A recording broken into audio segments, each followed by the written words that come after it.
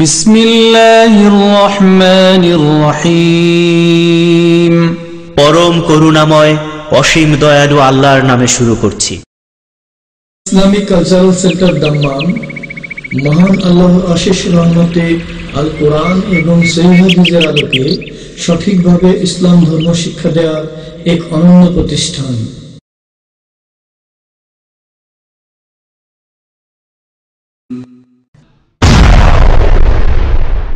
কাফন আমার আপন, কবর আমার ঘাঁটি, ওই কবরে যেতে হবে, থাকবে না কেউ সাথী। ওই কবরে যেতে হবে, থাকবে না কেউ সাথী। কাফন আমার আপন, কবর আমার ঘাঁটি। আসসালামু আলাইকুম ওয়া রাহমাতুল্লাহি ওয়া বারাকাতুহু। আলহামদুলিল্লাহি রাব্বিল আলামিন ওয়াসসালাতু ওয়াসসালামু আলা সাইয়্যিদিল মুরসালিন নবিয়িনা মুহাম্মদ ওয়া আলা আলিহি ওয়া সাহবিহি আজমাইন ওয়া মান তাবিআহুম বিইহসানিন ইলা ইয়াউমিদ্দিন, আম্মা বা'দ। ফাউযু বিল্লাহি মিনাশ শাইতানির রাজীম। ইন্নামা ইয়া'মুরু মাসাজিদাল্লাহি মান আমানা বিল্লাহি ওয়াল ইয়াউমিল আখির ওয়া আকামাস সালাতা ওয়া আতাজ যাকাতা ওয়া লাম ইয়াখশা ইল্লাল্লাহ ফাআসা আন ইয়াকুনু উলাইকা মিনাল মুহতাদিন। আল্লাহ পাক রব্বুল আলামিনের সমস্ত প্রশংসা যে আল্লাহ পাক আমাদেরকে সৃষ্টি করেছেন এবং আমাদের তাঁর ইবাদত বন্দেগীর নির্দেশ দান করেছেন। আল্লাহ পাক রব্বুল আলামিন তাঁর জমিনের প্রত্যেকটি স্থানকে ইবাদতের স্থান, সালাতের স্থান বলে ঘোষণা করেছেন।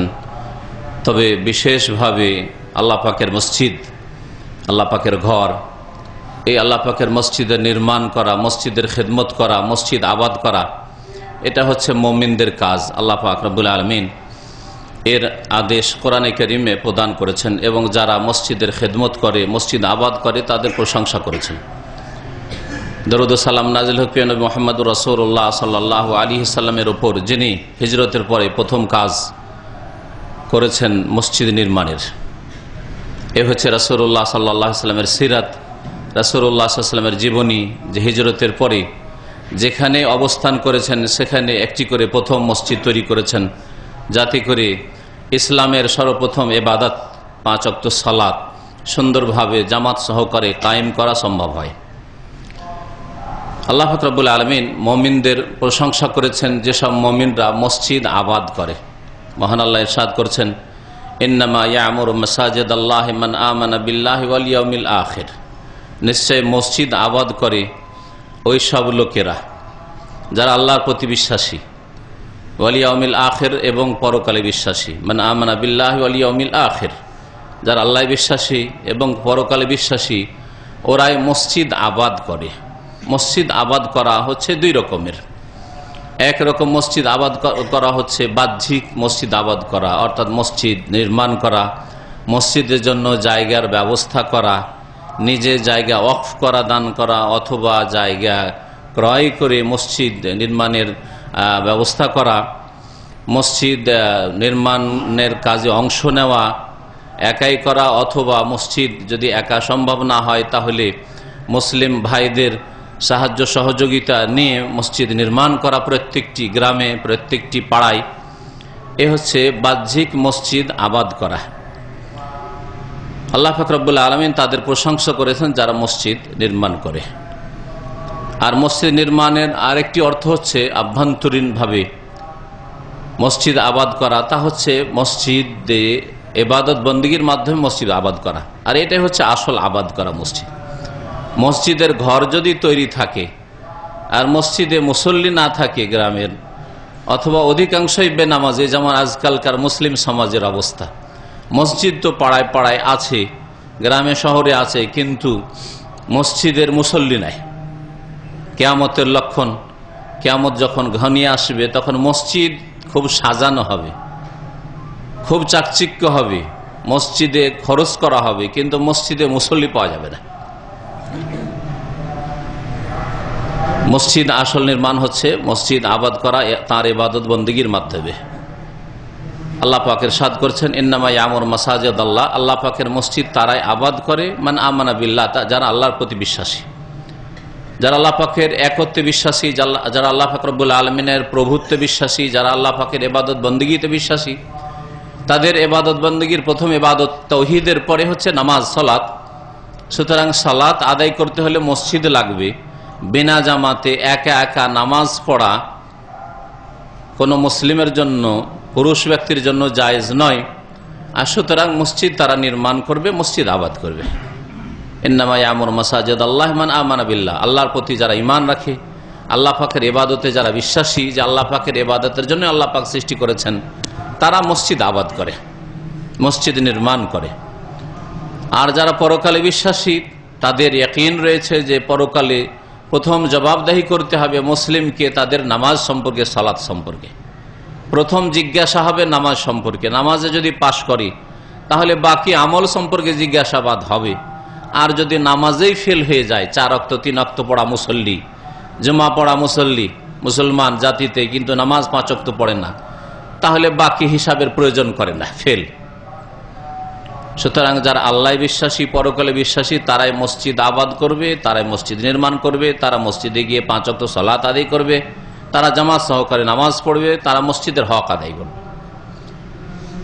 আল্লাহ পাক তারপর ইরশাদ করছেন যে পরকালে বিশ্বাসী যখন, আল্লাহ বিশ্বাসী যখন, তাহলে ওয়াকামাস সালাত, তারা নামাজও কায়েম করে। যদি তারা সালাত কায়েমকারী হয় তাহলে মসজিদ আবাদ করবে। আর যদি নামাজ কায়েমকারী না হয় তাহলে তারা মসজিদ নির্মাণ করে না, আসলে মসজিদ আবাদ করে না। যারা বেনামাজি, 5 ওয়াক্ত নামাজ পড়েন না, তারা যদি মসজিদ নির্মাণে অংশ নেই, ওই লোক দেখানো নেই, সবাই দান করছে আমিও দান করি, সবাই মসজিদ তৈরি করেছে আমিও তৈরি করি, হ্যাঁ, গ্রামের 10 জন করছে আমিও করি, সুনাম হবে, লোকজন বলবে অমুকদের গ্রামে মসজিদ আছে, ভালো একটা মসজিদ আছে, এর বেশি আর কোনো নিয়ত নেই। আর এই রকমের উদ্দেশ্যের ওপর কোনো ফল পাবে না।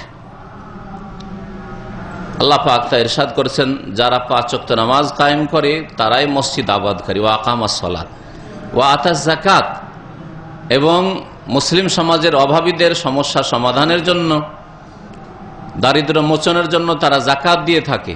ওয়ালাম ইয়াখশা ইল্লাল্লাহ, এবং আল্লাহ ছাড়া কাউকে ভয় করে না। আল্লাহ ছাড়া কাউকে ভয় করে, একমাত্র আল্লাহকে ভয় করে। সেই জন্য আল্লাহ পাকের ইবাদতের জন্য তারা মসজিদ আবাদ করে, মসজিদ নির্মাণ করে। ফাসা আন ইয়াকুনু মিনাল মুহতাদিন, এরাই তো হেদায়েত প্রাপ্ত। যারা মসজিদ নির্মাণ করে, আল্লাহ পাকের সন্তুষ্টির জন্য মসজিদ আবাদ করে এবং মসজিদে নামাজ আদায় করে, এরাই তো হচ্ছে হেদায়েত প্রাপ্ত। এই মসজিদ, যে মসজিদ রাসূলুল্লাহ সাল্লাল্লাহু আলাইহি সাল্লাম যখনই মদিনায় হিজরত করে মদিনায় ঢুকেছেন, কোবায় পৌঁছেছেন, কোবা একটি এলাকার নাম, ওখানে যখন পৌঁছেছেন প্রথম কাজ তার ছিল মসজিদ নির্মাণ করা। মসজিদে কোবা নির্মাণ করেছেন, যে মসজিদ সম্পর্কে আল্লাহ পাক রব্বুল আলামিন ইরশাদ করেছেন, মসজিদুন উসসিসা আলা তাকওয়া মিন আউয়ালি ইয়াউমিন আহাক্কু আন তাকুমা ফি, সেই মসজিদ, যেই মসজিদ নির্মাণ করা হয়েছে আল্লাহ ভীরুতার ওপর, আল্লাহর ভয়ে, আল্লাহ পাকের তাকওয়া অর্জনের উদ্দেশ্যে সেই মসজিদ নির্মাণ করা হয়েছে। উসসিসা আলা তাকওয়া মিন আউয়াল ইয়াউম, প্রথম দিন থেকে, প্রথম যে মসজিদ তৈরি হয়েছে ইসলামের মসজিদ, মসজিদে কোবা, সেই মসজিদকে আল্লাহ পাক বলছেন তাকওয়ার ভিত্তিতে, আল্লাহ ভীরুতার ভিত্তিতে এর ভিত্তি স্থাপন করা হয়েছে। রাসূলুল্লাহ সাল্লাল্লাহু আলাইহি ওয়াসাল্লাম স্বয়ং নিজে এই মসজিদ মোবারক হাতে তৈরি করেছেন সাহাবায়ে কেরামদেরকে নিয়ে। তারপরে সেখানে সালাত আদায় করেছেন। তারপর সেখান থেকে যখন এগিয়ে আসলেন, জুমার দিন ছিল, আজকের মতো জুমার দিন ছিল, সকালবেলা আস্তে আস্তে জুমার টাইম হয়ে গেল। এখনো মসজিদ নববী, যেখানে বর্তমানে আসল মদিনা, সেখানে পৌঁছতে পারেননি, তার 1-1.5 কিলোমিটার এখনো বাকি। সেখানে আসতে যখন জুমার নামাজের সময় হয়ে গেল, সাহাবায়ে কেরামরা সাথে আছেন, মুহাজিরিনরা সাথে আছেন, তাদেরকে নিয়ে জুমার নামাজ আদায় করলেন। সেখানে মসজিদ নির্মাণ করলেন, যে মসজিদটির নাম এখনো মসজিদুল জুমা।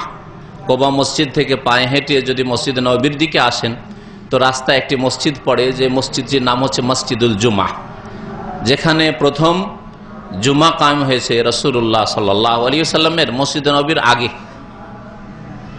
তারপরে যখন মদিনায় গন্তব্যস্থানে হিজরত করে পৌঁছলেন, যেখানে এসে রাসূলুল্লাহ সাল্লাল্লাহু আলাইহি ওয়াসাল্লামের উষ্ট্রি বসে গেল, সেখানে রাসূলুল্লাহ সাল্লাল্লাহু আলাইহি ওয়াসাল্লাম জমি খরিদ করে, ইয়াতীমদের জমি তারা ফ্রি ওয়াকফ করতে চেয়েছিল, দান করতে চেয়েছিল। নবী করিম সাল্লাল্লাহু আলাইহি ওয়াসাল্লাম বলছেন, সামেনুনি বিহায়াতিকুম, সহিহ বুখারী হাদিস রয়েছে, তোমাদের এই বাগান তোমরা মূল্য নিয়ে আমাকে দিয়ে দাও, বিক্রি করো, আমরা এখানে মসজিদ তৈরি করব। সেই ইয়াতীম যুবকরা বলেছিল লা নাতলুবু সামানহু ইল্লা মিন আল্লাহ, এর মূল্য একমাত্র আল্লাহর কাছে চাই, আপনার কাছে পয়সা নেব না। রাসূলুল্লাহ সাল্লাল্লাহু আলাইহি ওয়াসাল্লাম এই সুযোগ সুবিধা গ্রহণ করেননি। যেমন আজকালকার এক শ্রেণীর লোকেরা রয়েছে, যেখানে পয়সা ওখানে লাগিয়ে দিবে আপনার উপর কাফফারা, নামাজের কাফফারা লাগিয়ে দিবে, যদিও কোরআনেও নেই, হাদিসের ইসলাম নেই, কারণ ইনকাম সোর্স, পয়সা ইনকাম হবে কিছু। কেউ মরলো 10 দিন 20 দিন নামাজ পড়েনি, এত টাকা কাফফারা হয়ে গেল। আর কত রকমের যে কি ইনকাম সোর্স আছে। হ্যাঁ, কোরআন পড়ে বকশানো, নিজের আমল যদি 5 ওয়াক্ত নামাজ ঠিক না থাকে, শিরক মুক্ত না থাকে, তাহলে কোরআন সারা জিন্দগি কোরআন পড়লেও গুনাহ মাফ হবে না। কোরআন পড়ে বক্সে দেওয়ার এক পেট ব্যবসা, পয়সার ব্যবসা, শুধু সুবিধা, কোথায় পয়সা আছে, এই পয়সার রাস্তা খোঁজা। মাজার নিয়ে বসে থাকা, গদ্দি নসীন হয়ে পীর মুরিদের ব্যবসা, বিনা পুঁজির ব্যবসা, যেখানে পয়সা সেখানে ব্যবসা শুরু। এ হচ্ছে আজকালকার মুসলিম সমাজের ধর্মগুরুদের অবস্থা। অথচ রাসূলুল্লাহ সাল্লাল্লাহু আলাইহি ওয়াসাল্লাম তাকে ফ্রি দেওয়া হয়েছে, জমি পেশ করা হয়েছে, আমরা 1 পয়সা নেব না ইয়া রাসূলুল্লাহ, মসজিদ নির্মাণ করুন আমাদের জায়গায়। রাসূলুল্লাহ সাল্লাল্লাহু আলাইহি ওয়াসাল্লাম বলছেন বিনা পয়সাতে তোমাদের জমি নেওয়া হবে না। অথচ খালি হাতে হিজরত করে এসেছেন রাসূলুল্লাহ সাল্লাল্লাহু আলাইহি ওয়াসাল্লাম, সাহাবায়ে কেরাম খালি হাতে হিজরত করে এসেছেন, তারপরে না পয়সার ব্যবস্থা করি, পয়সা দিয়ে তোমাদের জমি নিয়ে আমরা মসজিদ নির্মাণ করব। রাসূলুল্লাহ সাল্লাল্লাহু আলাইহি ওয়াসাল্লাম মসজিদে নববী নির্মাণ করলেন, সাহাবায়ে কেরামদেরকে সাথে নিয়ে নিজে এই মসজিদ নির্মাণের কাজে অংশ নিয়েছেন। সুতরাং যতই বড় ব্যক্তিত্ব হন না কেন, মসজিদের খেদমত করা কোনো আয়েবের কাজ, কোনো দোষের কাজ নয়। মসজিদে ঝাড়ু দেওয়া, মসজিদ পরিষ্কার করা, মসজিদে সুগন্ধি দেওয়া, মসজিদের যে কোনো রকমের খেদমত হোক না কেন, মেনটেন্যান্স করা, এগুলি কোনো দোষের কথা, আইবের কথা নয়, বরং সম্মানের কথা, ইজ্জতের কথা। রাসূলুল্লাহ সাল্লাল্লাহু আলাইহি ওয়াসাল্লাম নিজ হাতে করেছেন।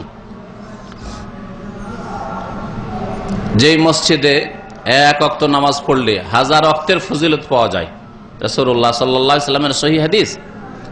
এই মসজিদ রাসূলুল্লাহ সাল্লাল্লাহু আলাইহি ওয়াসাল্লাম খুদ নিজ হাতে তৈরি করেছেন। তো মসজিদ রাসূলুল্লাহ সাল্লাল্লাহু আলাইহি ওয়াসাল্লাম তৈরি করেছেন, সাহাবায়ে কেরামরা তৈরি করেছেন, এবং এই মসজিদ তৈরি করা, মসজিদের খেদমত করা, মসজিদ আবাদ করা, মসজিদ নির্মাণ করা বড়ই নেকির কাজ। কারণ মসজিদ হচ্ছে মুসলিমদের আসল কেন্দ্রস্থল। সালাফে সালেহিন, সাহাবায়ে কেরাম এবং স্বর্ণযুগের মানুষরা সমস্ত কাজ, তাদের দিন দুনিয়ার কাজের সিদ্ধান্ত হতো মসজিদ থেকে। আজকে যদিও দিন আর দুনিয়াকে পৃথক করে দেওয়া হয়েছে, যেটা এক ধরনের সেকুলার ইজম, ধর্ম নিরপেক্ষতা, ধর্ম আলাদা আর দুনিয়া আলাদা, ধর্ম শুধু এখানে ভরা থাকবে আর দুনিয়া যা ইচ্ছা তাই করে, যে কাফের বিজাতিরা আমাদেরকে এটা শিখিয়েছে। দুনিয়ার শিক্ষা আলাদা আর দিনের শিক্ষা আলাদা। দিনের শিক্ষা শুধু মাদ্রাসা, কওমি মাদ্রাসা, আলিয়া মাদ্রাসা পড়ো, দুনিয়ার কিছুই জানবে না তোমরা। আর দুনিয়া শিখো, দিন কিছুই জানবে না তোমরা, নাস্তিক আর বেদিন তৈরি হও কলেজ ইউনিভার্সিটি পড়ে। এটা ইসলাম নয়। ইসলাম হচ্ছে যে অবতাগি ফিমা আতাকাল্লাহু দারাল আখিরা ওয়ালা তানসা নাসিবাকা মিনাদ দুনিয়া। আল্লাহ পাক যা তোমাকে দান করেছে তা দিয়ে তোমার উদ্দেশ্য করো পরকালকে, আখিরাতকে। অর্থাৎ 1 নম্বরে আখিরাত, পরকালকে রাখো, দিনকে রাখো, ইসলামকে রাখো, ইসলামের আকীদা, ইবাদত, বিধি বিধানকে রাখো। ওয়ালা তানসা নাসিবাকা মিনাদ দুনিয়া, এবং দুনিয়াতে যে তোমার অংশ আছে তাও তুমি উপেক্ষা করিও না, ভুলে যেও না। দুনিয়াও সাথে রাখো, কিন্তু 2 নম্বরে রাখো। দিন দুনিয়া দুটোকে একসাথে নিয়ে প্রত্যেক ব্যক্তি চলবে, এইটাই হচ্ছে ইসলাম। এই জন্য রাসূলুল্লাহ সাল্লাল্লাহু আলাইহি ওয়াসাল্লাম মসজিদ নির্মাণ করেছেন। মসজিদ থেকে যেমন দিনের কাজ হয়েছে তেমন দুনিয়ার কাজ হয়েছে। ইবাদত বন্দেগী, খালিস ইবাদত বন্দেগী যেমন হয়েছে, নামাজ, যে জন্য আসল মসজিদ তৈরি করা হয়েছে। আল্লাহ পাক রব্বুল আলামিন ইরশাদ করেছেন, ফি বুয়ুতিন আযিনাল্লাহু আন তুরফা। আল্লাহ পাক রব্বুল আলামিন তার এই ঘরগুলি সম্পর্কে, অর্থাৎ মসজিদ সম্পর্কে বলছেন, আযিনাল্লাহু আন তুরফা। আল্লাহ পাক এই নির্দেশ দিয়েছেন যে এই ঘরকে নির্মাণ করা হবে, সাজানো হবে, ওয়ায়ুযকারা ফিহা ইসমুহু, এবং তার নাম এখানে স্মরণ করা হবে। আল্লাহ পাকের জিকির আজকার করা হবে। আর সবচাইতে বড় জিকির আজকার হচ্ছে 5 ওয়াক্ত নামাজ, সালাত। ওয়ায়ুযকারা ফিহা ইসমুহু ইউসাব্বিহু লাহু ফিহা বিল গুদুবি ওয়াল আসাল রিজাল। আর এখানে সকাল বিকাল আল্লাহ পাকের তাসবিহ, পবিত্রতা ঘোষণা হবে। 5 ওয়াক্ত সালাত আদায় হতে থাকবে, সালাতের পরে সুন্নতি তাসবিহ হবে, সালাতের মধ্যে রুকু সেজদায় আল্লাহ পাকের তাসবিহ হবে, সুবহান রাব্বিয়াল আযীম, সুবহান রাব্বিয়াল আলা হবে ইত্যাদি। কোরআনে কারীমের তিলাওয়াত হবে সকাল বিকাল। কারা করবে? রিজাল, পুরুষরা।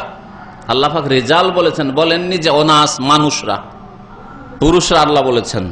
এই জন্য পুরুষদের জন্য মসজিদে এসে জামাতে নামাজ পড়া ওয়াজিব, মহিলাদের উপর নাই। যদিও মহিলারা যদি যেতে চায় আর যদি সেখানে পর্দার ব্যবস্থা থাকে তাহলে মহিলাদেরকে নিষেধ করা হয়েছে। মহিলারা যদি যেতে চায় তাহলে বাধা দিতে নিষেধ করা হয়েছে, তাদেরকে যেতে দাও। লা তামনা ইমা আল্লাহ মাসাজিদ আল্লাহ বুয়ুতুহুন্না খায়রুল লাহুন্না। তবে নারীদের জন্য তাদের বাড়িতে নামাজ পড়াই হচ্ছে শ্রেয়, উত্তম। রিজালুন লা তুলহিহিম তিজারাতুন ওয়ালা বাইউন আন যিকরিল্লাহ। এমন পুরুষরা এই মসজিদে এসে আল্লাহ পাকের ইবাদত বন্দেগী করবে, সালাত আদায় করবে, জামাতে নামাজ পড়বে, যাদেরকে তাদের ব্যবসা বাণিজ্য না, তাদের কেনা বেচা, কখনো না দুনিয়ার কাজ ব্যস্ত করতে পারে, গাফেল করতে পারে এই নামাজ থেকে, আল্লাহর জিকির থেকে। লা তুলহিহিম তিজারাতুন ওয়ালা বাইউন আন যিকরিল্লাহি ওয়া ইকামিস সালাত, এবং নামাজ কায়েম করা থেকে। আল্লাহ পাকের জিকির বলার পরে আর সবচেয়ে বড় জিকির হচ্ছে 5 ওয়াক্ত নামাজ। স্পষ্ট আরো করে দিচ্ছেন যে 5 ওয়াক্ত নামাজ পড়ে, ইকামিস সালাত। আর তারা আল্লাহ পাককে ভয় করে, কিয়ামতকে তারা ভয় করে। বলছিলাম যে মসজিদের প্রথম কাজ হচ্ছে 5 ওয়াক্ত নামাজ আদায় করা জামাত সহকারে, যেটা শরীয়তে ওয়াজিব। যেই ব্যক্তি শরীয়তের বিনা কোনো ওজরে, এমন কোনো ব্যাধি নেই যে মসজিদে আসতে পারবে না, এমন কোনো ভয় নেই যে মসজিদে আসতে পারবে না, তারপরে ও ঘরে মহিলাদের মতো নামাজ পড়লো, তারা কাবিরা গুনাহ করলো, গুনাহগার তারা। তাদের বাড়ি ঘরকে রাসূলুল্লাহ সাল্লাল্লাহু আলাইহি সাল্লাম জ্বালিয়ে দেওয়ার ইচ্ছা করেছেন যদি তাদের বাড়ি ঘরে মহিলারা না থাকতো, শিশুরা না থাকতো। তাদেরকে মুনাফিক বলে আখ্যায়িত করেছেন। মুনাফিকদের চরিত্র হচ্ছে এরা মসজিদে আসতে চায় না, এদের ভারী নামাজ, এশার নামাজ, ফজর নামাজ, মসজিদে আসতে তাদের কষ্ট লাগে। সুতরাং প্রত্যেক মুসলিমের জন্য ফরজ যে তারা জামাত সহকারে এসে নামাজ পড়বে, যে জন্য আল্লাহ পাক রব্বুল মসজিদ নির্মাণ করতে বলেছেন। তাহলে মসজিদ নির্মাণের প্রথম উদ্দেশ্য হচ্ছে 5 ওয়াক্ত সালাত আদায় করা। 5 ওয়াক্ত গ্রামের প্রত্যেক মুসলিমের সাথে একে অপরের দেখা সাক্ষাৎ হবে। এতে যদি কোনো ভুল বোঝাবুঝি থাকে, শত্রুতা থাকে, হিংসা বিদ্বেষ থাকে, দূর হবে। সালাম মুসাফা হবে, খোঁজ খবর নেবে, কেউ কোনো মুসিবত রয়েছে, বিপদ আপদে রয়েছে, দোয়ার প্রয়োজন রয়েছে, দোয়া করবে, সাহায্যের প্রয়োজন রয়েছে, আর্থিক সহযোগিতা করা সম্ভব, আর্থিক সহযোগিতা করবে। আর যদি মসজিদে না আসে লোকেরা, গ্রামের লোক, এই বাড়ির লোক ওই বাড়ির খোঁজ খবরই রাখেন। যেমন শহরের অবস্থা, আজকাল মরে গেছে খবরই নেই, পাশের বাড়ির লোক অসুস্থ হয়ে পড়ে আছে সপ্তাহ ধরে, কোনো খবরই নেই, কারণ মসজিদে তারা আসে না, মসজিদে 5 ওয়াক্ত নামাজ পড়তে আসে না, আর নিজের পেট নিয়ে, ব্যবসা বাণিজ্য নিয়ে, দুনিয়া নিয়ে ব্যস্ত। সুতরাং কেউ কারো খোঁজ খবর রাখে না। পক্ষান্তরে 5 ওয়াক্ত নামাজে মসজিদে যদি মুসলিমরা আসে তো একে অপরের খবর রাখবে, নামাজও পড়া হইল জামাতে, আল্লাহ পাকের ফরজ ওয়াজিব আদায় হইল, আর মসজিদের হক আদায় করা হলো, তার সাথে সাথে মুসলিমরা একে অপরের খবর নিতে পারলো, যেটাও তাদের জন্য জরুরি, যার মাধ্যমে তাদের সম্পর্ক মজবুত হবে। তাদের মধ্যে যদি সম্পর্কের দুর্বলতা থাকে সেটা কেটে উঠবে। আল্লাহ পাক রব্বুল আলামিন এর বহু উপকারিতা রেখেছেন মসজিদে 5 ওয়াক্ত আসার। মসজিদে যারা 5 ওয়াক্ত আসে এরাই আসল মসজিদ আবাদ করে, এই মর্মে রাসূলুল্লাহ সাল্লাল্লাহু আলাইহি সাল্লাম বলেছেন, ইযা রাআইতুমুর রাজুলা ইয়াতাদুল মাসাজিদ, যদি কোনো মানুষকে দেখো যে মসজিদে নিয়মিত আসে, ফজরে আসে, যোহর, আসর, মাগরিব, এশা 5 ওয়াক্ত নামাজে আসে, যে যেখানে থাকে, দেখা যায় যে অনেকে হয়তো 2 টাইম নিজের বাড়িতে থাকে, বাড়ির মসজিদে, পাশের মসজিদে আসে, আর 3 টাইম হয়তো ডিউটির জায়গায় থাকে, কোনো অসুবিধা নেই, কিন্তু যেখানে থাকে সেখানে মসজিদে গিয়ে নামাজ পড়ে। ইয়াতাদুল মাসাজিদ, নিয়মিত মসজিদে এসে নামাজ পড়ে। ফাশহাদু লাহু বিল ঈমান, তাহলে তার মুমিন মুসলিম হওয়ার সাক্ষী দাও। যেই ব্যক্তি 5 ওয়াক্ত নামাজ পড়তে আসে সেই ব্যক্তির মুসলিম হওয়ার সাক্ষী দাও। তার ভিতরে কি আছে না আছে সেটা তোমাকে জিজ্ঞাসা করা হয়নি, আর সেই সম্পর্কে তোমার মন্তব্য করার কোনো অধিকার নেই। না না, লোকটা মুনাফিক, আপনার মতের সাথে মিল নেই, আপনার দলের সাথে মিল নেই, আপনার সংগঠন করে না, এই লোকটি মুনাফিক, এই চরিত্র মুনাফিক, এই কথা বলার কোনো অধিকার নেই তোমার। 5 ওয়াক্ত নামাজ পড়তে আসে সে মুসলিম, তার অন্তরে শিরক আছে, বিদআত আছে, আর কিছু আছে, আল্লাহ পাক তার হিসাব নেবেন। যতক্ষণ পর্যন্ত বাহ্যিক আপনি তার শিরক দেখছেন না, তার বিদআত দেখছেন না, আপনার এই অধিকার নেই না লোকটার মধ্যে শিরক আছে, লোকটার মধ্যে এই বিদআত আছে, লোকটার মধ্যে এইরকম আছে, এইটা বলার আপনার অধিকার নেই। ফাশহাদুল্লাহু বিল ঈমান, সে একজন মুসলিম, 5 ওয়াক্ত নামাজ পড়ে, মসজিদে আসে নিয়মিত, সুতরাং সে মুসলিম। তাহলে এর বিপরীতটা কি হবে? যাদেরকে মসজিদে দেখা যায় না, বছরকে বছর বাস করেন, মহল্লাতে পাড়ায় বাস করেন, কিন্তু ফজর নামাজে দেখাই যায় না। ফজর নামাজে তার বাইরে ডিউটি করেন, তো বাড়িতেই থাকে, কখনো ফজর নামাজে দেখা যায় না। তাই এই হাদিসের অর্থ কি এই নয় যে ফালা তাশহাদু লাহু বিল ঈমান, মুমিন হওয়ার তার ঈমানের সাক্ষী দিও না? অবশ্যই। এই জন্য ঈমান এবং কুফরের মাঝে পার্থক্যকারী হচ্ছে নামাজ। মসজিদে হাজির হলে ঈমানের পরিচয় দিয়ে থাকে, আর মসজিদে হাজির না হলে তার ঈমান ইসলামের কোনো পরিচয় নেই। এই জন্য রাসূলুল্লাহ সাল্লাল্লাহু আলাইহি ওয়াসাল্লাম যখন কোনো এলাকায় গিয়েছেন, কাফেরদের এলাকায়, ফজরের আগে পৌঁছেছেন, নবী সাল্লাল্লাহু আলাইহি ওয়াসাল্লামের সিরাত পড়ে দেখুন, জীবনী পড়ে দেখুন, নবী সাল্লাল্লাহু আলাইহি ওয়াসাল্লামের যুদ্ধের ঘটনাগুলি পড়ে দেখুন, যে রাসূলুল্লাহ সাল্লাল্লাহু আলাইহি ওয়াসাল্লামকে প্রতীক্ষায় থেকেছেন, ইন্তজার করেছেন, ফজর হইল, সুবহ সাদিক হইল, আজান হচ্ছে কি হচ্ছে না।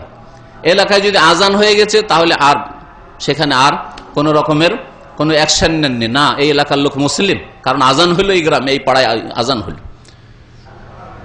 সুবহ সাদেক হয়ে গেল, ফজর হয়ে গেল, ফজর টাইম চলে গেল, সূর্য উঠে গেল, আজান হইল না, তখন রাসূলুল্লাহ সাল্লাল্লাহু আলাইহি ওয়াসাল্লাম এলাকার উপর আক্রমণ করেছেন, জিহাদ ফি সাবিলিল্লাহ। এর দ্বারা বোঝা যায় যে একজন মানুষের জান মাল সুরক্ষিত যদি মসজিদ থাকে আর নামাজ পড়ে, আজান দেয়, আজান হইল না, নামাজ পড়তেও আসলো না, তার জান মাল সুরক্ষিত নাই। আল্লাহ পাক তো এই কথাই কোরআনে কারীমে বলেছেন সূরা তাওবায়, আয়াত কি নেই? ফাইন তাবু আকামুস সালাতা ওয়া আতাউজ যাকাতা ফাখাল্লু সাবিলাহুম, তারা তওবা করে যদি নামাজ কায়েম করে আর যাকাত দেয়, তাহলে তাদেরকে ছাড়ো, তাহলে তাদেরকে ছাড়ো। তাহলে যদি নামাজ না পড়ে তাহলে এটা আমাদের কাজ নয়, জনসাধারণের কাজ নয়, কিন্তু মুসলিম সরকারের ফরজ কাজ হচ্ছে তাদেরকে ছাড়িও না, ধরো তাদেরকে। তাহলে ইসলামে নামাজের কত গুরুত্ব, আর নামাজের স্থান মসজিদের কত গুরুত্ব। মসজিদে এসে জামাতে নামাজ আদায় করতে হবে, তাহলে আপনি পরিচয় দিতে পারবেন যে আপনি মুসলিম। মসজিদ শুধু নামাজ পড়াই সীমিত নয়, যে নামাজ পড়লেন আর মসজিদে তালা লাগিয়ে দিলেন, বন্ধ করে দিলেন, নামাজ শেষ হলো বন্ধ করেন না। মসজিদ যদিও আজকাল আলহামদুলিল্লাহ পয়সা হয়েছে, সেই জন্য অনেক অন্য কাজগুলি করার জন্য অন্য সংস্থার ব্যবস্থা করা হয়েছে, অন্য জায়গার ব্যবস্থা করা হয়েছে, অফিস আদালতের ব্যবস্থা করা হয়েছে, কোর্ট কাছারির ব্যবস্থা করা হয়েছে, ভালো কথা। কিন্তু ইসলামের শুরুতে রাসূলুল্লাহ সাল্লাল্লাহু আলাইহি ওয়াসাল্লাম, সাহাবায়ে কেরাম, আইম্মায়ে কেরাম, একজন মানুষ মুসলিম হিসাবে তার প্রথম কাজ হচ্ছে ইলম শেখা, ইসলামের জ্ঞান অর্জন করা। জ্ঞান অর্জন করার জন্য সাহাবায়ে কেরামদের জামানা থেকে শুরু করে আবু হানিফা, শাফি, মালিক, আহমদ, যতগুলি মুহাদ্দিসরা রয়েছেন, ইমাম বুখারী, মুসলিম, আবু দাউদ, নাসাই, তিরমিজি, ইবনে মাজাহ, যত আইম্মায়ে কেরাম রয়েছেন, কোন মাদ্রাসায় তারা পড়েছেন, কোন কলেজে, জামিয়াতে, ইউনিভার্সিটি, ইসলামিক বিশ্ববিদ্যালয়ে পড়েছেন? তারা পড়াশোনা করেছেন এই মসজিদে। বরং আজকে থেকে মাত্র 100 বছরও নাই, 70-80 বছর আগ পর্যন্ত এই মুসলিমদের মসজিদগুলি ছিল ইসলামিক ইউনিভার্সিটি, মসজিদই ছিল মাদ্রাসা। মসজিদ ভিত্তিক শিক্ষার মাধ্যমে বড় বড় ওলামা তৈরি হয়েছে। আজকে শেখ বিন বাজ রহমতুল্লাহ আলাইহি, শেখ মোহাম্মদ বিন হুসাইন রহমতুল্লাহ আলাইহি, শেখ নাসিরুদ্দিন আলবানী, এরা কোন মাদ্রাসার ইউনিভার্সিটির ডিগ্রি প্রাপ্ত? এরা এই মসজিদ ভিত্তিক শিক্ষা থেকে এত বড় বড় মুহাদ্দিস আর আলেম আর ফুকাহা তৈরি হয়েছে। এখনো 2 রকম শিক্ষা এই সৌদি আরবে আছে, এক হচ্ছে ইউনিভার্সিটির শিক্ষা, আর এক হচ্ছে মসজিদ ভিত্তিক শিক্ষা। যারা মসজিদ ভিত্তিক শিক্ষা অর্জন করে ইউনিভার্সিটির ডিগ্রির সাথে সাথে, তারা দক্ষ আলেম। আর পক্ষান্তরে শুধু যারা ইউনিভার্সিটির ডিগ্রি হাসিল করে তাদের বিদ্যা সীমিত কোর্স পড়াশোনা করে, বাস্তব সত্য। তাহলে মসজিদের যে ভূমিকা, ইসলামে প্রথম ইলম শিক্ষা ফরজ, তালাবুল ইলমে ফারিজাতুন আলা কুল্লি মুসলিম। মসজিদ হচ্ছে ইলম শিক্ষার জায়গা।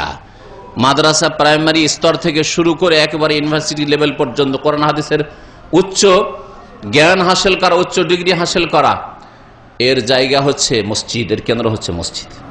মসজিদ থেকে সাহাবায়ে কেরাম, তাবেইন, তাবা তাবেইন, যত আপনার সামনে নজরে আসবেন নাম, আবু হুরায়রা থেকে শুরু করে আর তাবেইনদের জামানায় বড় বড় মুহাদ্দিসদের কথা নেন, আর আইম্মায়ে কেরামদের কথা নেন, যার কথা বলেন সবাই মসজিদে শিখেছে। মসজিদে শিখেছেন, মসজিদে শিখেছেন। ইমাম মালিকের ক্লাস হয়তো মসজিদে নববীতে। হ্যাঁ, ইমাম বুখারী রহমতুল্লাহ আলাইহি বুখারীকে লিখেছেন মসজিদে নববীতে 16 বছর ধরে বসে পড়াশোনা করেছেন আর লিখেছেন। এই বুখারী লেখা হয়েছে মসজিদে নববীতে, এই রওজা রিয়াজুল জান্নাতে বসে। এই ইতিহাস যদি তুলে ধরা হয় তো কথা লম্বা হয়ে যাবে। এক কথায় মসজিদ ইলম শেখার জায়গা। ইলমের পরে হচ্ছে আমল, আর সবচেয়ে বড় আমল মুসলিম জীবনে তাওহীদের পরে আপনার শিরক মুক্ত হওয়ার পরে 5 ওয়াক্ত নামাজ, তার স্থান বললাম যে মসজিদ। মসজিদে এসে পুরুষদেরকে জামাত সহকারে নামাজ আদায় করতে হবে। তারপরে যখন আপনি দিন শিখলেন, নিজের দিনের উপর আমল করলেন, তার দিকে দাওয়াত দিতে হবে। দাওয়াতের ক্ষেত্র হচ্ছে মসজিদ। মসজিদে তাদের বক্তব্য হয়েছে, মসজিদে তাদের খেতাব খুতবা হয়েছে, মসজিদে তাদের ইসলামিক দর্স হয়েছে। এমন ছিল না যে ইসলামিক সেন্টার আলাদা করে তৈরি করার পয়সা ছিল আর তারা তৈরি করেছেন, আর ইসলামিক অফিস তৈরি করেছেন আর ওখানে করে ইসলামের দাওয়ার কাজ হয়েছে, এমন নাই। মসজিদে ইসলামের দাওয়াতের কাজ হয়েছে। এমনকি অমুসলিমদের ইসলামের দাওয়াতের কাজ রাসূলুল্লাহ সাল্লাল্লাহু আলাইহি ওয়াসাল্লামের জামানায় মসজিদে হয়েছে। মসজিদে নববীতে নাজরানের খ্রিস্টানরা এসেছেন, তাদের মাঝে রাসূলুল্লাহ ইসলামের দাওয়াত পেশ করেছেন, বক্তব্য করেছেন। এইভাবে সিরাতে বহু ঘটনা রয়েছে। তাহলে মসজিদ ইলম শেখার জায়গা, মসজিদ আমল করার জায়গা, মসজিদ হচ্ছে দাওয়াতের জায়গা। দাওয়াতের পরে ইসলামের দণ্ডবিধান রয়েছে, ইসলামের বিধিবিধান রয়েছে, সেগুলির বাস্তবায়নের হুকুম, যে এগুলি বাস্তবায়নের হুকুম দেওয়া হবে, নির্দেশ দেওয়া হবে। তার জায়গা হচ্ছে কোর্ট, মাহকামা, আদালত। এই মসজিদই ছিল রাসূলুল্লাহ সাল্লাল্লাহু আলাইহি ওয়াসাল্লামের জামানার আদালত। এখান থেকে বিচার ফয়সালা করা হয়েছে, অমুকের এই শাস্তি, অমুকের এই, অমুকে অপরাধ করেছে সুতরাং তার শাস্তি। তখনকার যুগে আদালত আলাদা করে তৈরি ছিল না, মসজিদ নববীর পাশে আশেপাশে কোথাও আদালত তৈরি ছিল না। মসজিদে আদালতের কাজ হয়েছে। রাসূলুল্লাহ সাল্লাল্লাহু আলাইহি ওয়াসাল্লামের জিহাদের ঘোষণা, বদর ওহদের ঘোষণা, সাহাবায়ে কেরামদেরকে জানিয়ে দাও, ডাকো সাহাবায়ে কেরামদেরকে, ঘোষণা বদরে যেতে হবে, ওহদে যেতে হবে, খন্দকে যেতে হবে, পরীক্ষা খনন করতে হবে, ঘোষণা হয়েছে মসজিদে নববী থেকে, মসজিদ থেকে। এ হচ্ছে মসজিদের রিসালাত, মসজিদের পেগাম। তো মসজিদ সম্পর্কে কথা বলে শেষ করা যাবে না, আজকে বহু কথাই রয়েছে। এক কথায় মসজিদ হচ্ছে আমাদের কেন্দ্রস্থল। মসজিদ থেকে ইলম শিখতে হবে, ইলমের চর্চা করতে হবে মসজিদে, মসজিদে আমল করতে হবে। আর সবচেয়ে বড় আমল হচ্ছে 5 ওয়াক্ত নামাজ, কোরআনের তেলাওয়াত, কোরআনের শিক্ষা দীক্ষা দেওয়া। মসজিদে কোরআনের হালাকা, আলহামদুলিল্লাহ সৌদি আরব মসজিদে মসজিদে একটা মসজিদে একাধিক হালকা কোরআন কারীমের শিক্ষার, কোরআন শিক্ষার, কোরআনের মুখস্থ করা, কোরআনের অর্থ বোঝানো, এগুলোর জন্য হালাকার ব্যবস্থা করা আছে। এর ব্যবস্থা করবেন। মসজিদে যে কতগুলি কিতাব আর তাফসীর আর কোরআনের অনুবাদ যে রাখা আছে, কত ভাষায় এখানে রাখা আছে। কি প্রয়োজন ছিল যে আপনার বাংলা ভাষায় আর তামিল ভাষায় আর কেরাল ভাষায় এখানে কোরআনের তর্জমা রাখতে হবে? এর উদ্দেশ্য হচ্ছে ইসলামের দাওয়াত দেওয়া। সুতরাং এইরকম আপনার মসজিদকে, আপনার গ্রামের মসজিদকে ওইরকম করার চেষ্টা করবেন। মসজিদ সম্পর্কে, মসজিদের বিপরীত কিছু কাজ, মসজিদের যে উদ্দেশ্য আল্লাহ পাক রব্বুল আলামিনের, তার বিপরীত কিছু কাজ হচ্ছে, সেগুলি সম্পর্কে একটু সতর্ক করা আবশ্যক। তার একটি হচ্ছে মসজিদে ছোট ছোট বাচ্চাদেরকে নিয়ে এসে স্বাধীন ছেড়ে দেওয়া। বাচ্চাদের নিয়ে আসেন যারা বুঝে, পাক না পাকি বুঝে, তাদেরকে যদি নিয়ে আসেন, পাশে নিয়ে নামাজ পড়ান, শিখান, তাহলে ঠিক আছে। আর নিয়ে আসলেন আর স্বাধীন ছেড়ে দিলেন, এই দিক থেকে ওই দিক দিচ্ছে দৌড় আর হইচই করছে, এটা জায়েজ নয়, গুনার কাজ। যেমন মসজিদে আমাদের দেশে আবার আরেক উল্টো কাজ, মসজিদে বাচ্চারা জুমার দিন আসবে, কিন্তু সবগুলিকে পিছনে তাড়িয়ে দিয়ে এক লাইন শুধু বাচ্চাই করে দাও আর সবগুলিকে স্বাধীন খেলাধুলার সুযোগ করে দাও, এটাও ইসলাম বিরোধী কাজ, এটাও ঠিক নয়। এইভাবে পিছন থেকে সবগুলি বাচ্চাকে তাড়িয়ে দাও, এটাও ইসলাম বিরোধী কাজ। আর বাচ্চাদেরকে নিয়ে এসে স্বাধীন ছেড়ে দিলাম, বাপ ওইদিকে নামাজ পড়ছে, বড় ভাই নামাজ পড়ছে আর বাচ্চারা খেলা করছে, ওটাও ঠিক নয়। তাহলে বাচ্চাদেরকে মসজিদে নিয়ে আসা যাবে। 5 বছর 7 বছর হয়েছে, 7 বছর পর দিয়ে আসেন, সবচাইতে ভালো। আর বুঝছে পাক না পাকি, 7 বছর নবী করিম সাল্লাল্লাহু আলাইহি ওয়াসাল্লাম নামাজ পড়তে বলতে বলেছেন, সুতরাং নিয়ে আসেন। নিয়ে আসার পরে পাশে রাখেন আর তাকে নামাজ পড়ান, আদব কায়দা শেখান। পাশে যেন থাকে, আর দৌড়াদৌড়ি ছোটাছুটি না করে। যদি দেখেন যে আপনার ছেলে চরিত্র চঞ্চল চরিত্র, এ বললেও শুনে না, এদিক থেকে ওই দিক গিয়ে নিজের আপনার নামাজ খারাপ করে, অন্যদের নামাজ খারাপ করে, মসজিদে নিয়ে আসেন না। একটু বড় হোক, বুঝুক, শেখান, তারপরে নিয়ে আসেন। বাড়িতে সুন্নতগুলি পড়েন, আর তার মাধ্যমে আপনি ছেলে মেয়েদেরকে নামাজ শেখান, তারপরে সেই ছেলেকে মসজিদে নিয়ে আসেন। নামাজ শিখে নেওয়ার পরে শুরু থেকে শেষ পর্যন্ত বুঝবে, বসে থাকবে, এইভাবে যখন বুঝতে শিখবে তখন বাচ্চাদের কিনে আসেন। মসজিদের বিপরীত কাজ হচ্ছে যে মসজিদের আশেপাশে কেনা বেচা বেশি করা। আজকাল এখানে যা শুরু হয়েছে, বিশেষ করে জুমার দিনে, মাগরিবে, প্রত্যেক নামাজ, এমনকি আমাদের ইসলামী সেন্টারে মসজিদে জোহর, আসর, মাগরিব, এশা, আরে 5 ওয়াক্ত নামাজে, জানি না ফজরের অবস্থা, কারণ ফজর আমি এখানে থাকি না, বাকি 4 ওয়াক্ত নামাজে দেখা যায় যে এই ফেরিওয়ালারা, ফুটপাতিয়া যারা এই বিক্রেতা ব্যবসা করে, এই নাজায়েজ ব্যবসা করে আর গুনহার কাজ করে, মসজিদের পুরো রাস্তাকে বন্ধ করে দেয়। একটা লোক মসজিদে নামাজ পড়তে আসতে চাইছে, তাড়াতাড়ি ঢুকতেই পারে না এদের কারণে। মসজিদ থেকে বেরোতে, সালাম ফেরার পরে বেরোতে চাইছে, এদের কারণে বেরোতে পারে না। হয়তো কারো এমার্জেন্সি আছে, বাথরুমে যাবে, কারো এমার্জেন্সি আছে, গাড়ি পার্কিং ঠিক পার্কিং পায়নি, খাড়া করে এসছে, ওকে তাড়াতাড়ি গাড়িটা উঠাইতে হবে সেখান থেকে, আর না হলে ও যাবে, তার উপরে ফাইন যাবে, ইত্যাদি কত রকমের সমস্যায় মানুষ আছে। কারো এমার্জেন্সি আছে, শুধু নামাজ পড়ার জন্য মসজিদে ঢুকেছে। আর এই রকম লোকদের জন্য যারা অবৈধ ব্যবসা করছে মসজিদের চারপাশে, তাদের কারণে এই মসজিদের মুসল্লিদের কষ্ট হচ্ছে। অথচ ইসলামে কোনো মুসলিমকে কষ্ট দেওয়া জায়েজ নয়, 1 নম্বর কথা। লা যারারা ওয়ালা যারারা। 2 নম্বর কথা হচ্ছে যে মসজিদের চারপাশে যে খোলা জায়গাগুলি, এগুলি মসজিদের, এগুলো ব্যবসা বাণিজ্যের জন্য নয়। ফি বুয়ুতিন আযানাল্লাহু আন তুরফা ইউযকারা ফিহা ইসমু, আল্লাহ পাকের জিকির আজকারের জন্য এগুলো করা হয়েছে। যারা আল্লাহ পাকের জিকির আজকার করতে আসবে, তাদের রাস্তা প্রশস্ত করার জন্য এই জায়গাগুলি ছেড়ে দেওয়া হয়েছে। এই জায়গাগুলি কেনা বেচা করার জন্য, ব্যবসা করার জন্য ছেড়ে রাখা হয়নি। সুতরাং এই রকমের ব্যবসা মসজিদের চারপাশে যাতে মুসল্লিদের কষ্ট হয় না, মোটেই জায়েজ নয়। সুতরাং আল্লাহর ওয়াস্তে যারা এরকম ব্যবসা করেন তারা সতর্ক হবেন। মসজিদে এইরকম ব্যবসা, এতে বরকত নেই। রাসূলুল্লাহ সাল্লাল্লাহু আলাইহি ওয়াসাল্লামের হাদিসে রয়েছে, কেউ যদি মসজিদে বিক্রি করে, যদিও মসজিদে বলা হয়েছে, আর মসজিদের আশপাশ মসজিদ, জুমার দিনে দূর দূর পর্যন্ত জুমার নামাজ হচ্ছে, যারা পরে আসছে তারা বাইরে নামাজ পড়ছে, নামাজ পড়ার জায়গা পাচ্ছেন, আর মাল সামান বিছিয়ে রেখেছেন। তো এইরকম জায়গায় ব্যবসা করলে বরকত নাই। সেসব ভাইদের, যদিও আলহামদুলিল্লাহ আমাদের মধ্যে হয়তো এদের সংখ্যা কমই আছে, কিন্তু তারপরেও সতর্ক করার জন্য, তারপরে দিনের মাসলা জানিয়ে দেওয়ার জন্য যে মসজিদের চারপাশে এইভাবে ব্যবসা বাণিজ্য করা ভালো কাজ নয়, আর কোনো বরকতের কাজ নয়। যার ফলে দেখা যাচ্ছে যে কত যুগ যুগ ধরে এই পেট ব্যবসা করছে মসজিদের চারপাশে, কোনো বরকতই নেই। আরে একদিন তো সচ্ছল হবে, কোনো সচ্ছলতাও দেখা যায় না, বরকত নেই আসলে এইসব ব্যবসা। মসজিদ সম্পর্কে, মসজিদের খেদমত সম্পর্কে আরেকটি কথা বলা আবশ্যক। নবী কারীম সাল্লাল্লাহু আলাইহি ওয়াসাল্লাম মসজিদকে পরিষ্কার পরিচ্ছন্ন রাখতে বলেছেন। মসজিদকে ওয়ান তুনাজ্জাফা ওয়া তুতাইয়্যিবা, রাসূলুল্লাহ সাল্লাল্লাহু আলাইহি ওয়াসাল্লাম হাদিস মায়েশা রাদিয়াল্লাহু তাআলা বলছেন যে মসজিদকে পরিষ্কার পরিচ্ছন্ন রাখতে নির্দেশ দিয়েছেন রাসূলুল্লাহ সাল্লাল্লাহু আলাইহি ওয়াসাল্লাম, মসজিদকে সুগন্ধিযুক্ত করতে বলেছেন রাসূলুল্লাহ সাল্লাল্লাহু আলাইহি ওয়াসাল্লাম।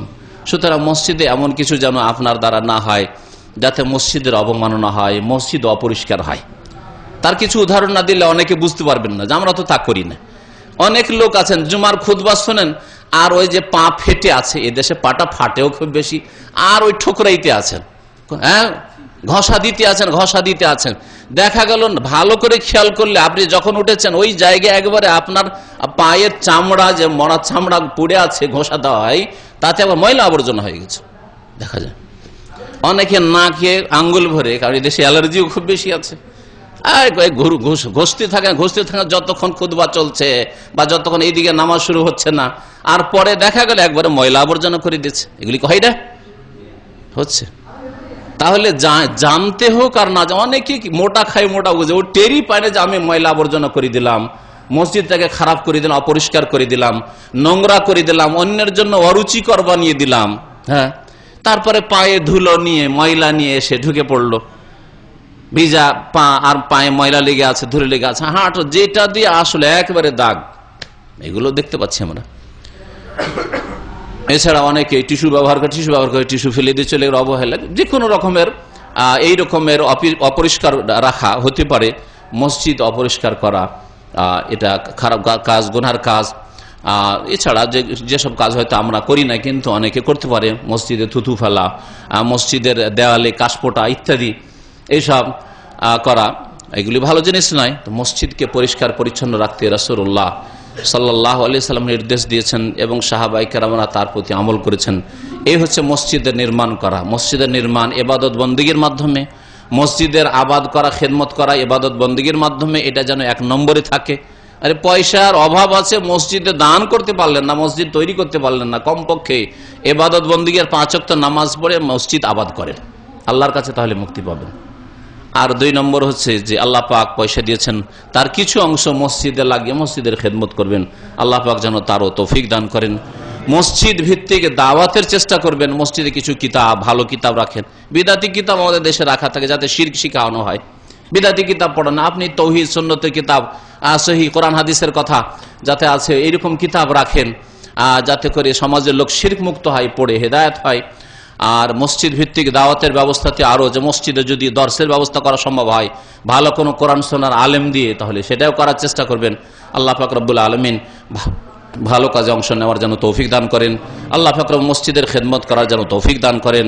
আল্লাহ পাক মসজিদকে যে উদ্দেশ্যে নির্মাণ করতে বলেছেন, আবাদ করতে বলেছেন, তার তৌফিক যেন আমাদেরকে দান করেন। আল্লাহ পাক আমাদের অতীতের ভুল ভ্রান্তি যেন মাফ করে দেন। আল্লাহ পাক রব্বুল আমাদের বালা মুসিবত যেন দূর করে দেন। অনেক ভাইরাই দোয়া চেয়েছেন, কেউ দোয়া চেয়েছেন তাদের আপনজনরা অসুস্থ আছে, কেউ দোয়া চেয়েছেন, যেমন আমাদের এক ভাইয়ের কাছ থেকে শুনলেন যে তার ছেলেকে জিনে পেরেশান করছে। এইরকম অনেক ভাইরাই দোয়া চেয়েছেন যাদের আপনজন ইন্তেকাল করেছে। আল্লাহ পাক সবার মনের আশা যেন পূরণ করেন। যারা অসুস্থ রয়েছে আল্লাহ পাক তাদের অসুস্থতা ব্যাধি যেন দূর করেন। আর যারা বালা মুসিবত রয়েছে, জিনের অনিষ্টে রয়েছে, আল্লাহ পাক তার থেকে যেন মুক্ত করেন। যেসব ভাইদের আরো দুনিয়ার প্রয়োজন রয়েছে, দিনের প্রয়োজন রয়েছে, আল্লাহ পাক আমাদের মনের কামনা বাসনা যেন পূরণ করেন। যেসব আপনজন ভাইয়েরা বা মুমিন মুমিনা দুনিয়া থেকে বিদায় নিয়েছেন, আল্লাহ পাক তাদের রুহের মাগফিরাত করেন, তাদের জান্নাতুল ফিরদৌস দান করেন। আমাদের এই ভাই দোয়া চেয়েছেন, এরকম অনেকে আছেন, ছেলে মেয়েরা পরীক্ষায় আছে, অনেকের পরীক্ষা দিচ্ছে, আল্লাহ পাক রব্বুল আলামিন কামিয়াব করেন। সুবহান রাব্বিকা রাব্বিল ইজ্জাতি আম্মা ইয়াসিফুন ওয়া সালামুন আলাল মুরসালিন আলহামদুলিল্লাহি রাব্বিল আলামিন।